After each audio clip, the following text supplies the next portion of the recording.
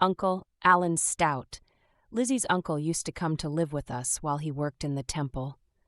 We all liked Uncle Allen and was glad to have him stay with us. He had used coffee for many years, but when he came to work in the temple, he would not drink it anymore. He was in Nauvoo, a bodyguard to the prophet, and when asked to tell something about the days of Nauvoo, he would tell it, but he was not much of a talker unless asked to do so. He gave me much information about the early history of the church because I asked him many questions.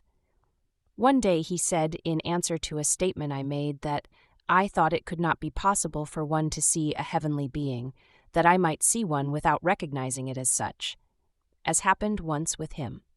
I immediately became anxious to know all about it. He told me he was once walking with the prophet on the west side of the Mississippi River on the road to Montrose, I think. They saw a man walking along a road leading in from the south and coming towards them. The prophet told Allen to remain where he was while he stepped over to speak with this pedestrian.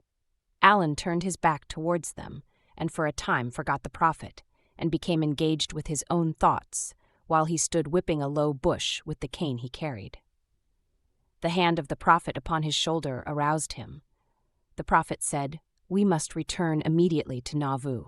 They walked silently and rapidly. Allen became very sorrowful over his recreancy to his duty and could not refrain from weeping. The prophet asked him why he wept. Allen confessed, "I am an insufficient bodyguard, criminally neglectful of your welfare. I allowed that man you met to speak with you without even being ready to defend if he attacked you. He could have killed you and made his escape without my knowing who he is, which way he went, or what he even looks like. You will have to dispense with my services and take a guard on which you can depend.